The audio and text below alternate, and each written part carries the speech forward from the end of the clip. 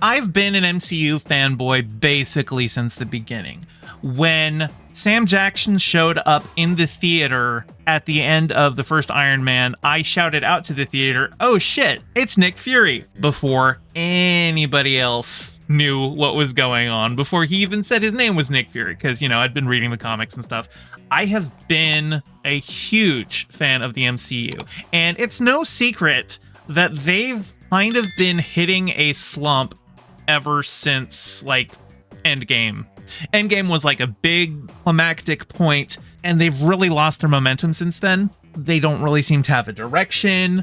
A lot of their projects now are the Disney Plus series, which are too short to be TV shows and too long to be movies, so they're just kind of bloated.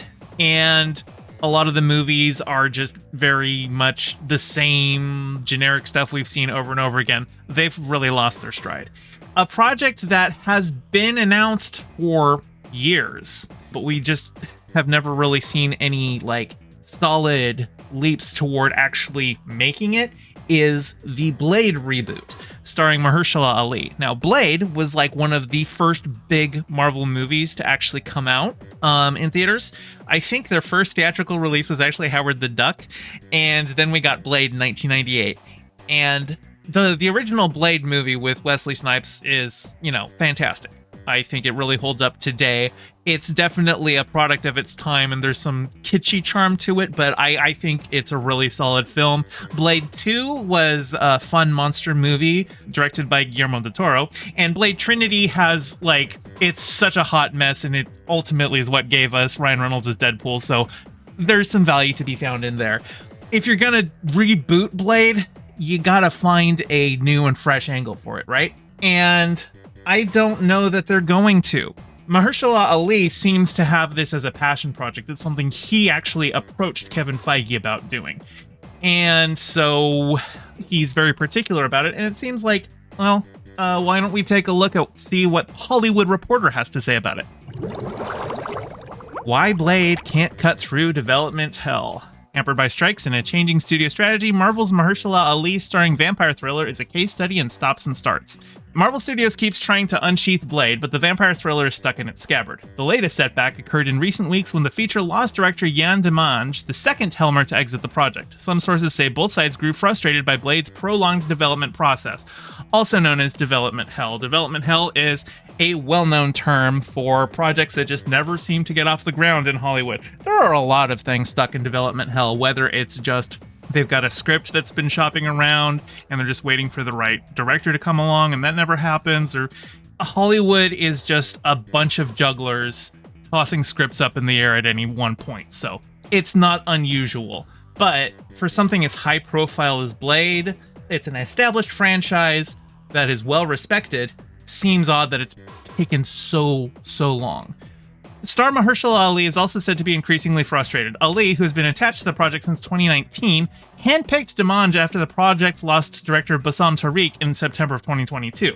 At the time, Blade was in pre-production and about 2 months from principal photography, but Marvel came to believe that Tariq was not the best fit for the project, according to sources. Marvel then presented Ali with a list of directors for consideration, but Ali conducted his own search after having concerns that the list largely featured filmmakers who were untested at the big studio level. Now that's interesting, because that has been Marvel's bread and butter. Marvel has been picking up-and-coming directors who make it big on the indie circuit and thrusting them in to helm their big features. But what that actually ends up meaning is they're just there to direct the dramatic scenes, the human-to-human scenes, the dialogue scenes, because so much of these movies are already scripted and laid out by the VFX previs department along with the producers before they even have a director attached. And usually it's just you're here to direct the human scenes, we'll handle the action. It's usually how it goes. So for Ali having an objection to that sounds like he doesn't want to go for the standard Marvel process, which I applaud because it's gotten very samey. And honestly, if you go back to phase 1 of the MCU, you see so many differing filmmaking styles, and some of them are better than others. I tend to think that Captain America, the first Avenger, is not necessarily the most amazing film ever made. Thor is an interesting one. I think it's over-reliant on Dutch angles, but it definitely gives it that distinct look. And of course, we've got Iron Man, where it has that very loose improvisational feel because they were working without a script. But once you start getting into the Joss Whedonification of Marvel, it just becomes this machine that just keeps churning out everything looking the same and feeling the same. And while I can understand that for keeping a cohesive universe, like on one level, like if you're making a TV show, you would generally probably want to make something like that. We're kind of at the point where it's like, it's no longer novel that we're having team up movies, right? It's no longer novel that we have an interconnected universe. And so if you keep making movies that just look the same, what are you offering anyone? Before I even continue reading, I would suggest that if they're looking to get Blade to have like a really good distinct feel, they should stop worrying about making an MCU film. They should stop worrying about having it tied into the rest of the MCU. They should worry first and foremost about making a good film. And if they can find a good way to get it to tie in, then great. But if they can't, they shouldn't force it, and they should let the movie do what it wants to do. So let's continue on. Ali has at times exercised an inordinate amount of influence over the project in a way few other actors have on Marvel movies. Of course, Mahershala Ali is a very respected and decorated actor. Does he have Oscars? I know he's been nominated at the very least, but he's a pretty prominent dude. Part of it stems from Blade's inception, which began when Ali called the studio after winning the Oscar. Yeah, there it is. After winning the Oscar for his work on Green Book and said he wanted to do Blade. Ali has envisioned Blade as his Black Panther, according to sources. Dimage's Blade was batting its wings toward a shoot starting in May 2023 and hired yet another writer, True Detective creator Nick Pizzolatto, also an Ali pick, to bring the script over the finish line. But it was all for naught, as the writer's strike, then the actor's strike, shut the movie down. People have missed about 3 windows to shoot other movies or shows, an agent notes. But unlike other Marvel projects that were shut down and then restarted, including Deadpool and Wolverine and Thunderbolts, Blade instead let most of its actors go. Delroy Lindo and Aaron Pierre among them, and went through more writers. Marvel hired Michael Green in November, and right after Dimage left, go-to Marvel writer Eric Pearson, who had pleased the studio with recent work on Thunderbolts and Fantastic Four, jumped in. That's not a good sign. If Marvel is really happy with a writer who is writing multiple things, and in fact, Eric Pearson has written, he's additional crew for Quantumania, but he wrote Black Widow and Thor Ragnarok. Now, writing Thor Ragnarok is not necessarily the accomplishment you want to tout, because nobody is thinking about the writing in Thor Ragnarok. Thor Ragnarok is notable for Taika Waititi's improvisational style. And then Black Widow was kind of just, here is another Marvel product. He wrote Godzilla vs. Kong, which, like, that's a fun movie. Nobody is calling the MonsterVerse, like, high cinema, right? Like, those are popcorn movies where monkey punches lizard. Oh, he wrote on Agent Carter, though. That's a plus. And he wrote a couple of the one-shots. So, okay, all right. So he's got most of his writing work seems to be, actually, aside from Godzilla vs. Kong, all of it's Marvel. That being said, that says that he's a company man. And that doesn't really speak well for the state of the project if Ali is trying to carve out something that's in his own niche and isn't just another Marvel project. If they're bringing him in, he's already writing 2 other movies that are coming out soon. We'll see. Been such a long road that memes of an aged Ali at the far in the future premiere of Blade took over social media after the latest Helmer parted ways. Even Wesley Snipes, who played the vampire hunter in a trio of movies released by New Line, weighed in. Blade, lordy, Snipes sniped on X. Oh, the writer liked writing that one. Sniped. Also, stop calling it X. We're not doing that. It's Twitter. Ali's attorney, Shelby Weiser, told THR in a recent interview that deal was in 2019 and they still haven't shot it, which is pretty much the craziest thing in my professional experience. Well, it also, like, this was Ali's decision. Basically, if you win Best Actor or Best Actress at the Oscars, you have your pick of next project. And that Ali called Marvel after his Oscar win to be like, yo, I want to do Blade. Like, that says that this is his passion and he's throwing a lot of weight to it. Like, for instance, Michelle Yeoh won the Oscar for Everything Everywhere All at Once. And out of all of the projects that she could do post-Oscar, Her big thing was saying, hey, I want to make sure that Star Trek, the Section 31 movie gets made. And that's coming out later this year. Whereas Mahershala Ali won for the Green Book however long ago, 2019 at the earliest, he still hasn't had this movie made. On top of last year's strikes, Blade was a victim of pandemic delays and Disney's full steam ahead pivot to streaming, which forced Marvel to overproduce and overdevelop its slate. There wasn't enough attention paid to it, says one insider. It really was a casualty of the too much era. That could explain why Blade kept on shifting storylines and time periods. The version that was aiming to shoot last year was set in the 1920s, according to sources, and featured Mia Goth as a vampire villain named Lilith who wanted the blood of Blade's daughter. Goth remains attached to star in the project. For another iteration, under Tariq, Marvel built a massive train set, but it was never used. It may be passed on to a different Disney production. The new take on Blade is set to be present day. Okay, remember when I was talking about carving out a niche and making something unique for Marvel? Why are they abandoning a 1920s movie to set it in present day? Everything is set in present day in the MCU.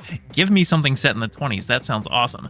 Honestly, I bet I know why they didn't do it. I bet I know why they didn't go for it. It's because Marvel is trying to maximize their sales, and they probably don't want to make a movie that has to so on the nose address things like racism, because Blade is a black dude. A black man in the 1920s is going to experience a lot of racism, and they probably don't want to do a movie that's focusing on that because it's Marvel and they kind of want to go for lowest common denominator, and they don't want to touch any hot button issues like that. Other than the most, like bare bones racism bad kind of a message that they would throw in something else, But I think this is a shame that they're changing it to present day. I really don't have faith in this project right now. It is unclear how many millions Marvel has spent on Blade, counting the development and pre-production costs, but it's not stopping now. Marvel has learned in recent years that it does not pay to be rushed into production, and the studio prides itself on having a high development to production ratio, something that eludes most other companies. The new plan calls for the script to be written over the summer and then go out to directors. Marvel chief Kevin Feige holds a special place for Blade, considering the Snipes 1998 movie an eye-opener for him and one of the inspirations for focusing on B-list characters in the early days of the MCU. As he remarked in 2017, a character nobody had heard of at all, had only appeared in a few issues of Tomb of Dracula or something, turned into a big franchise. It was always a great lesson for me. Where you go, it doesn't matter how well known the character is, it matters how cool the movie is. And then here they've got scribes who've tried to sharpen Blade. Boy, this writer really likes coming up with their puns. February 2021, Marvel hires Watchmen writer Stacey Osei-Kuffour to pen the script for a project that has Oscar winner Mahershala Ali attached to star as a horror hero. Fall 2022, Beau DeMaio, who created X-Men 97, takes his own stab, described as a period piece. That must be the 1921. And Beau DeMaio, I don't know what happened with him in Marvel. X-Men 97 was a fantastic show. He wrote the first 2 seasons. Obviously, second season is still in production. But, for animation, writing is you get that done right away. So he's written the first 2 seasons, but then they fired him and they're very mum on what's going on there. So I don't know why he was fired, but, well, he seems to be on the outs now with Marvel, so we're not going to see that. April 2023. With the writer strike looming, Marvel shells out for True Detective creator Nick Pizzolatto to write. He worked with Blade star Ali on season 3 of the HBO series. Okay, so they've got an established relationship. That makes sense. Fall 2023. After losing original director Bassam Tariq, Marvel taps Michael Starbury, When They See Us, to write a new script for new director Yann Demange. Fall 2023, the studio hires star scribe Michael Green, known for well-received genre movies Logan and Blade Runner 2049. Okay, wow. But where did he go? With Demange exiting as director, Marvel brings in studio mainstay Eric Pearson, who has pushed scripts for Thor, Ragnarok, Black Widow, and Fantastic Four over the finish line. So Quinn says the Watchmen movie had really poor writing. DeMaio was probably too political for Blade. Well, yeah, DeMaio is very political. And you see that in the X-Men 97 show. He understood how to do X-Men's story. It has to be equal parts wacky soap opera and political commentary. And he really, really managed to nail both aspects of that for X-Men. I would love to see Beau DeMaio write a Blade movie, but I don't think Marvel's gonna work with him again because they're not even talking about why they fired him in the first place. Honestly, I'm gonna be real. I don't think this movie's ever happening. Every single time I hear something about Blade, it's always about how there's another delay. I never hear any positive movement on this film. It's always back to the drawing board. It's always, we've hired a new writer, we're gonna get it out. we've hired a new director, we're going to get it out, we've scheduled the shooting, it's going to be 3 to 6 months from now. And then the next time I hear it, it's like, oh, we've hired a new director, we've hired a new writer, we've scheduled this shooting for 3 to 6 months from now. And 5 years from now, we're going to see another headline that says, Blade finds new director and writer. Mahershala Ali still attached to star. But like Wesley Snipes had made a tweet kind of mocking it and like saying that by the time that it comes out, Mahershala Ali is going to be like, super aged. And it is a concern. I have been a huge fan of the MCU for a long time. I have been souring on a good solid Blade movie could bring me back, but it doesn't sound like they're ever going to get there. Hey, thanks for watching. Your view means a lot. Don't forget to toss me a like and subscribe and ring the bell and drop a comment below telling me what you thought of the video. I stream Mondays and Fridays at 5 p.m. Pacific, so catch me live and join in on the convo. You can find all my socials in the description below, and thank you to all my patrons with a very special shout out to my Whale Shark tier patrons Ms. Milena and Hella Vitrum, and my Anemone Friend tier patrons Piftle Cakes and Geek Filter. Your support means the world. Catch you next time.